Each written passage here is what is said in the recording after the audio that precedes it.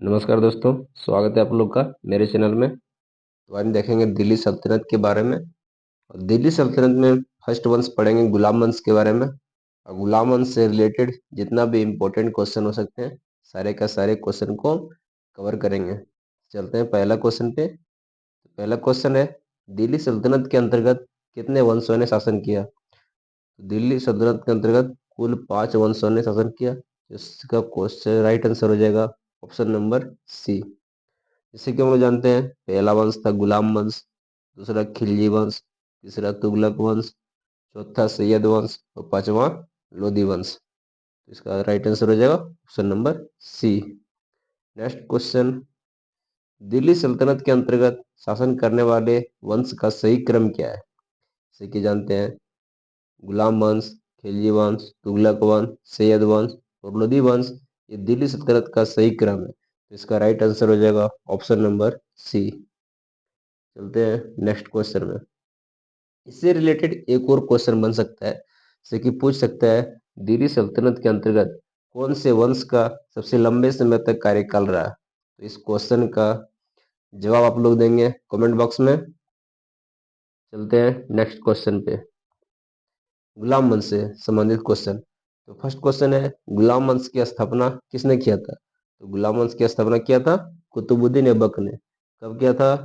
1206 ईस्वी से 1290 ईस्वी तक गुलाम वंश का शासन रहा था। इसका राइट आंसर हो जाएगा कुतुबुद्दीन ऐबक। नेक्स्ट क्वेश्चन, कुतुबुद्दीन ऐबक ने अपनी राजधानी कहाँ बनाया? तो कुतुबुद्दीन ऐबक ने अपनी राजधानी लाहौर को बनाया। तो इसका राइट आंसर हो जाएगा option number B. Next question, Qutubuddin Aibak ने अपनी पुत्री का विवाह किससे करवाया? कुतुबुद्दीन ऐबक ने अपनी पुत्री का विवाह इल्तुतमिश से कराया। इसका राइट आंसर हो जाएगा option number B, Iltutmish. Qutubuddin Aibak का उत्तराधिकारी कौन बना? कुतुबुद्दीन ऐबक का उत्तराधिकारी बना आराम शाह, जो कि 1210 ईस्वी में यह शासक बना था गुलाम वंश का, आराम शाह। नेक्स्ट क्वेश्चन, किसे लाख बख्श और कुरान खान कहा जाता है? कुरान खान इसलिए से कहा जाता है, माना जाता है कि इतिहासकारों द्वारा कुतुबुद्दीन ऐबक जो थे कुरान में बहुत माहिर थे। और लाख बख्श इसलिए कहा जाता है कि कुतुबुद्दीन ऐबक जो था वो गुलामों को लाखों में दाम दिया करता था, जिस कारण इसे कुतुबुद्दीन ऐबक को लाख बख्श कहा जाने लगा। तो इसका राइट आंसर है कुतुबुद्दीन ऐबक। नेक्स्ट क्वेश्चन, 1206 को किसने दिल्ली में कुतुब मीनार की नींव रखी थी? यह रखी थी कुतुबुद्दीन ऐबक ने। लेकिन इसने कुतुब मीनार का नींव रखा था, बट इसने कार्य को पूरा नहीं करा पाया, क्योंकि इसकी 1210 ईस्वी में मृत्यु हो गई लाहौर में पोलो या चौगान खेलते समय घोड़ा से गिरकर। चलते हैं नेक्स्ट क्वेश्चन में, कुतुबुद्दीन ऐबक ने किसकी स्मृति में दिल्ली में कुतुब मीनार की नींव रखी थी? तो यह रखी थी बख्तियार काकी। तो ऑप्शन नंबर सी इसका राइट आंसर होगा। नेक्स्ट क्वेश्चन, कुतुबुद्दीन ऐबक ने कौन सी उपाधि धारण नहीं की थी? तो कुतुबुद्दीन ऐबक ने सुल्तान की उपाधि धारण नहीं की थी। इन्होंने मलिक, सिपा सलार और लाख बख्श की उपाधि धारण की थी, बट सुल्तान की उपाधि धारण नहीं की थी। तो नेक्स्ट क्वेश्चन में, किसे गुलामों का गुलाम कहा जाता है? गुलामों का गुलाम कहा जाता है इल्तुतमिश को। इसका राइट आंसर हो जाएगा ऑप्शन नंबर बी। दिल्ली सल्तनत का वास्तविक संस्थापक किसे माना जाता है? दिल्ली सल्तनत का वास्तविक संस्थापक माना जाता है इल्तुतमिश को। क्योंकि माना जाता है, जैसे कि गुलाम वंश का शासक था कुतुबुद्दीन ऐबक, लेकिन कुतुबुद्दीन ऐबक ने गुलाम वंश की राजधानी लाहौर में ही लाहौर को ही बनाकर शासन किया था। जबकि इल्तुतमिश शासन बनने के बाद इन्होंने गुलाम वंश की राजधानी लाहौर से स्थानांतरित करके दिल्ली को बनाया। इसलिए दिल्ली सल्तनत का वास्तविक संस्थापक इल्तुतमिश को कहा जाता है। चलते हैं नेक्स्ट क्वेश्चन, दिल्ली सल्तनत की राजधानी लाहौर के स्थान पर दिल्ली को सर्वप्रथम बनाने का श्रेय किसे जाता है? तो जाता है इल्तुतमिश को। चलते हैं नेक्स्ट क्वेश्चन, तराइन का तृतीय युद्ध किसके बीच हुआ था? तराइन का तृतीय युद्ध आल्दोज और इल्तुतमिश के बीच हुआ था। जैसे कि जानते हैं कि कुतुबुद्दीन ऐबक और अल्दोज कुबाचा ये मोहम्मद गोरी के दास थे। मोहम्मद गोरी ने कुतुबुद्दीन ऐबक को उत्तरी भारतीय क्षेत्र का राज्य कुतुबुद्दीन ऐबक को सौंप दिया। तो कुतुबुद्दीन ऐबक ने उत्तरी भारतीय क्षेत्र में ममलुक वंश या गुलाम वंश की स्थापना किया। इसी कारण अल्दोज कुबाचा और कुतुबुद्दीन ऐबक के बीच संघर्ष होने लगा। तो इस संघर्ष के बीच कुतुबुद्दीन ऐबक ने अल्दोज की पुत्री से विवाह कर लिया। कुतुबुद्दीन ऐबक ने अपनी पुत्री का विवाह तुर्की दास इल्तुतमिश से करा दिया और कुतुबुद्दीन ऐबक ने खुद अपनी बहन का विवाह कुबाचा से करा दिया। मतलब तीनों का तीनों आपस में रिलेट हो गए, जिस कारण संघर्ष कम हो गया। और हुआ कि तराइन का तीर्थ युद्ध, या तराइन का तीर्थ युद्ध 1215 ईस्वी में हुआ था, जो कि अल्दोज और इल्तुतमिश के बीच हुआ था।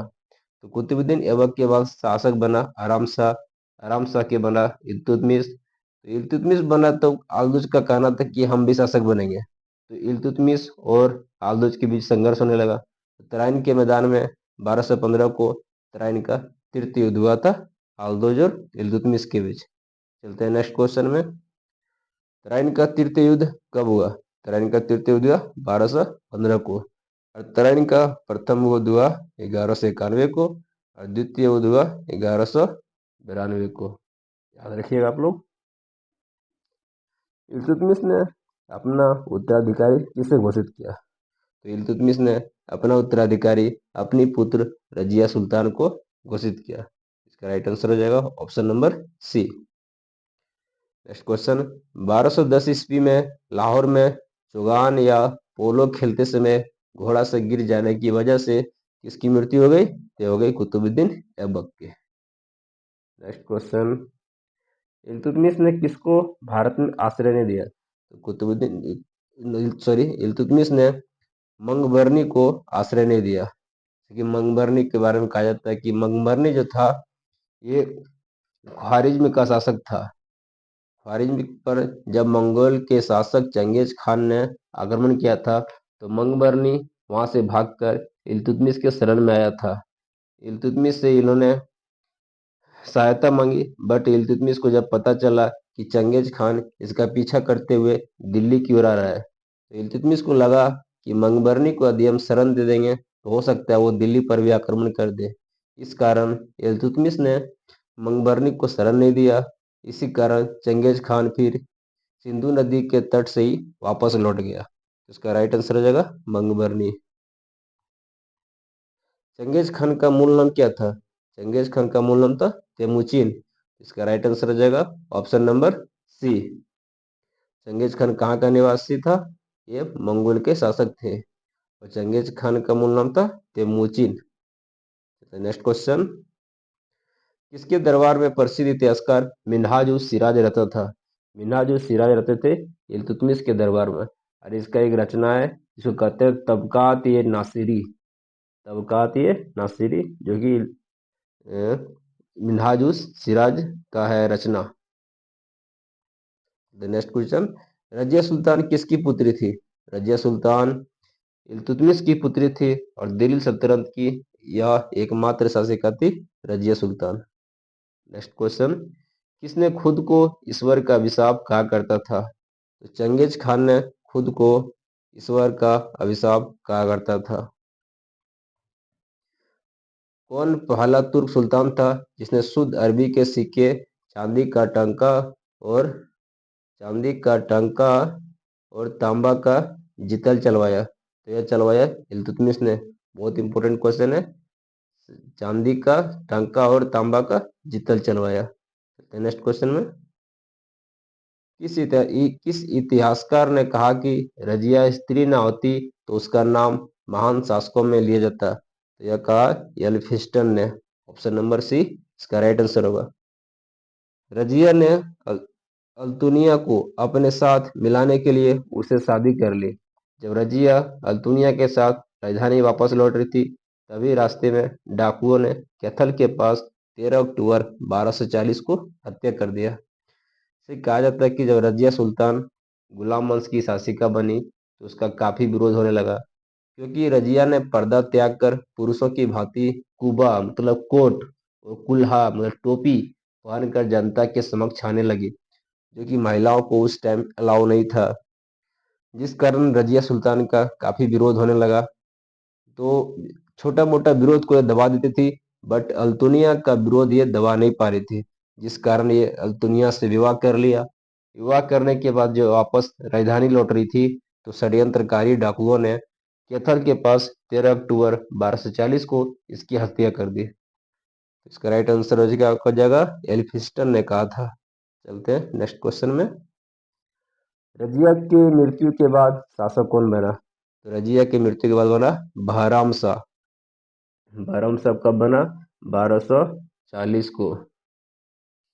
चलते हैं नेक्स्ट क्वेश्चन में। नायब अथवा नायब ये मुमलिकात का एक नए पद का सृजन किसने किया था? क्या था? बहराम शाह ने। बहराम शाह शासक कब बना था? 1242 को। अब बहराम शाह जो शासक बना, इसकी भी मृत्यु हो गई 1242 में, इसकी मृत्यु हो गई। सॉरी, ये शासक बना 1240 को, इसकी मृत्यु हो गई 1242 को। Next question. बलबन ने अपनी पुत्री का विवाह किससे करवाया? बलबन ने अपनी पुत्री का विवाह कराया नसरुद्दीन मोहम्मद से। कहा जाता है नसरुद्दीन मोहम्मद जो शासक बना था, ये बलबन ने ही बनाया था, क्योंकि 1242 में मोहम्मद थी बहराम शाह की मृत्यु हो गया, तो 1242 में बहराम शाह की हत्या के बाद बना था अलाउद्दीन मसूद शाह। फिर 1246 में मसूद शाह को बंदी बनाकर, किसने बंदी बनाया था? बलबन ने बनाकर इल्तुतमिश के पुत्र मतलब नासिरुद्दीन मोहम्मद को सुल्तान बनाया। तो नासिरुद्दीन मोहम्मद जो था, इनाम मात्र का सुल्तान था, इसका सारा कार्यभार बलबन संभाला करता था। तो बलबन ने अपनी पुत्री का विवाह करा दिया नासिरुद्दीन मोहम्मद से। तो नेक्स्ट क्वेश्चन में, बलबन को उल्लू खान की उपाधि किसने दिया? जब बलबन ने नासिरुद्दीन मोहम्मद को सुल्तान बना दिया, तो नासिरुद्दीन मोहम्मद ने बलबन को उल्लू खान की उपाधि दिया। नेक्स्ट क्वेश्चन, वो कौन ऐसा सुल्तान था जो अपना जीवन निर्वाह टोपी सिलकर करता था? तो वह था नासिरुद्दीन मोहम्मद। से कहा जाता है कि नासिरुद्दीन मोहम्मद जो था, यह नाम मात्र का सुल्तान था। तो मोहम्मद सुल्तान जो बोलता कि अपना जीवन निर्वाह टोपी सिलकर करता था। तो राइट आंसर हो जाएगा ऑप्शन नंबर डी। यह कथन किसका है? जब भी मैं किसी निम्न कुल के व्यक्ति को देखता हूँ, तो अत्यधिक क्रोध होकर मेरा हाथ स्वयं तलवार पर चला जाता है। तो यह है बलबन का। यह कथन है बलबन का, option number C. Next question, किस शासक ने लौह व रक्त की नीति अपनाया था? वो अपनाया था बलबन ने। बहुत इंपॉर्टेंट क्वेश्चन है दोस्तों, याद रखिएगा। नेक्स्ट क्वेश्चन, चालीसा दल या तुर्कान ये चालगामी का गठन किसने किया था? चालीसा दल या तुर्कान ये चालगामी गठन किया था इल्तुतमिश ने। चलते हैं नेक्स्ट क्वेश्चन में।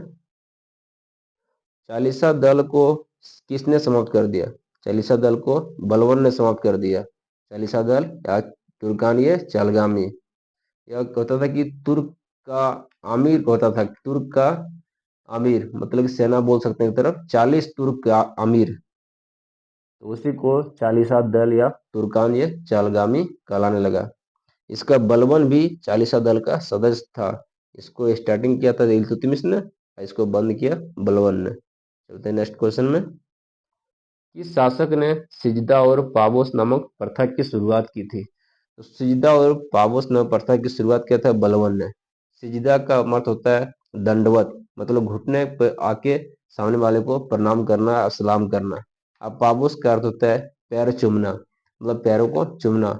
इन नामक प्रथा की शुरुआत किया था बलबन ने। चलते हैं नेक्स्ट क्वेश्चन में। किसने ईरानी त्योहार नवरोज को मनाना प्रारंभ किया? तो यह नवरोज त्योहार को मनाना प्रारंभ किया बलबन ने। इसका राइट आंसर हो जाएगा ऑप्शन नंबर सी। चलिए थैंक यू सभी को, जय हिंद। क्वेश्चन समाप्त होता है यहीं पे। आप लोग वीडियो को लाइक शेयर, चैनल को सब्सक्राइब जरूर करें। जय हिंद।